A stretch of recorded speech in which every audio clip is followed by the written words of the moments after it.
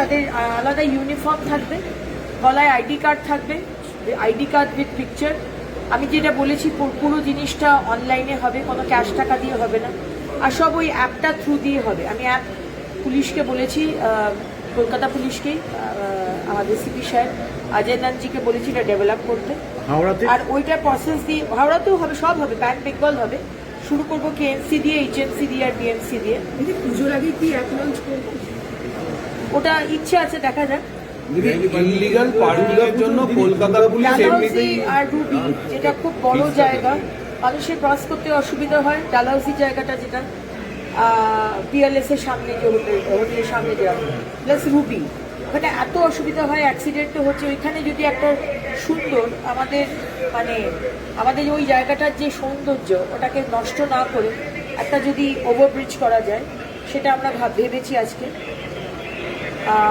পার্কোম্যাট যেটা বললাম, সেগুলো পার্কোম্যাটগুলো কোথায় হবে সেটা বিষয়টা দেখা। আর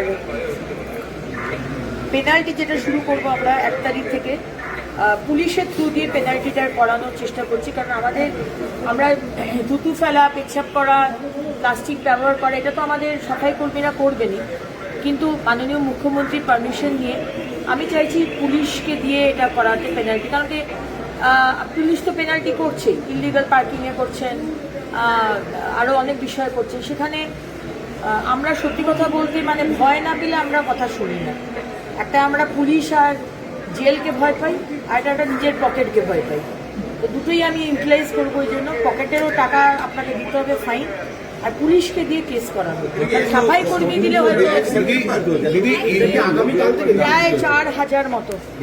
বেআইনি নয়, পার্কিং করা হয়নি, ওখানে গাড়ি দাঁড়াচ্ছে আর 10 বছর ধরে, কিন্তু তার কোনো পয়সা আমরা পাচ্ছি না।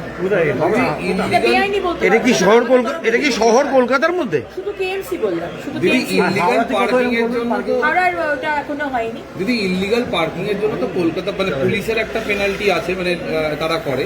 এছাড়াও কি সেটা বাড়ানো হবে আলাদা করে? কমার্শিয়াল ভেহিকেলের জন্য বাড়াবার কথা ভাবছি।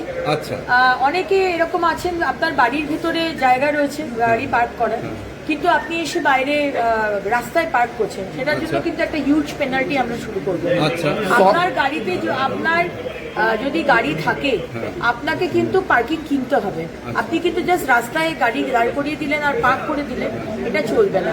তো নাইট পার্কিং এর বিষয়টাও আমরা দেখছি, নাইট পার্কিং হবে, আপনি পার্কিং চার্জ দেবেন এবং নাইট পার্কিং করে আপনি দাঁড় করাবেন। কিন্তু আপনি 4টে ভাড়া গাড়ি কিনে নিলেন, ওলা উবের, আর সবকিছু রাস্তায় দাঁড় করিয়ে রেখে দিলেন, এটা কিন্তু আমরা করবো।